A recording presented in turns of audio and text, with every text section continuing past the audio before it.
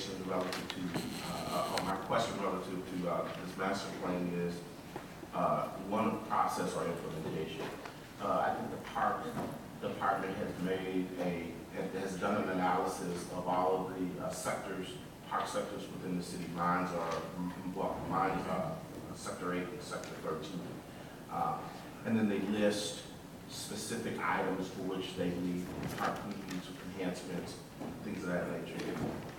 With this master plan, how is it, are we now, with the adoption of this plan, do we now, when we pass our annual budget, is this the procedure in which the administration will now fund the upgrades to these particular parks based upon this plan, or what is the effect of this? Because I would think it would be something similar to what we did when we did the facilities assessment with all of our buildings. We now know what we need, but there wasn't a council item that came before us to say, okay, this is our needs for the facility. So why now is this coming before us? And if it's coming before us, is there an effect relative to the implementation?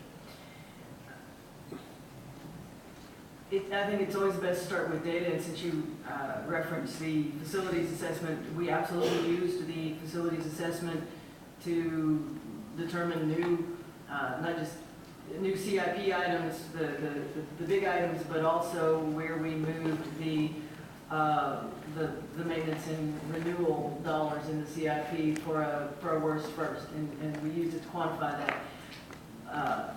If there were suddenly to be a huge new source of revenue to the city of Houston, I would certainly anticipate that future administrations would work their way through the critical need items, just as we did the facilities assessment. But it is also anticipated that this would be part of the work of the general plan, work plan, so that there'd be a broader opportunity to discuss how the Parks Master Plan fits into the CIP planning process and so forth. If that sounds a little nebulous, part of it is that you've heard the expression, if you fail to plan, you plan to fail. Sure.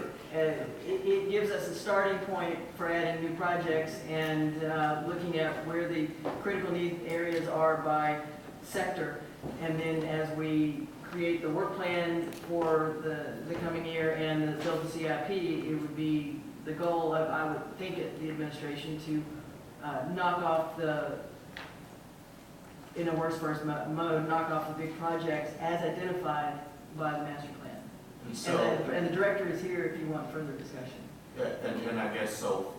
Essentially, the effect of passing the Parks Master Plan, does that essentially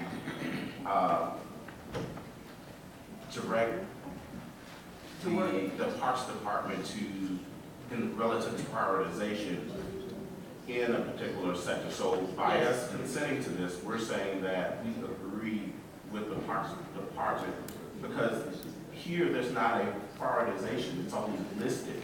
So we wouldn't know what that prioritization would be.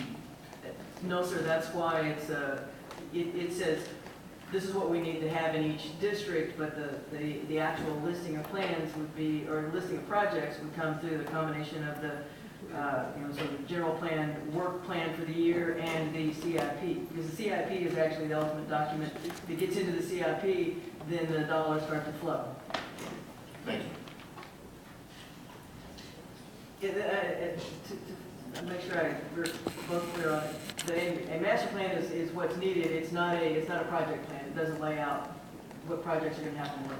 Yeah, I guess my concern with this is that we, while I may agree with the needs assessment outlined in this Parks Master Plan, I don't want to get to a point where we're voting, we're giving directive to the Parks Department to move forward in any type of priority ranking relative to the particular park and the actual work to be done. I know more likely than not next year we'll probably be coming forward with our bond election, you know, we do it every 5 years. And certain parts, certain projects are listed on there. And so I just want to make sure that by passing this, we're not restricting our opportunity to add projects there.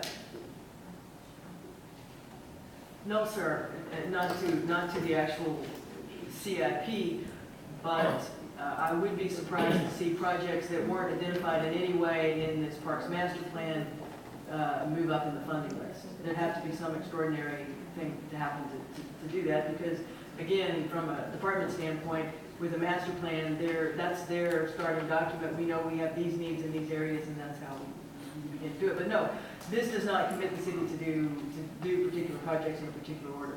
I'm going to tag this item, but I'm going to leave it open for discussion, but I do want to sit down with the director of the Parks Department. Thank you. Councilman Glass.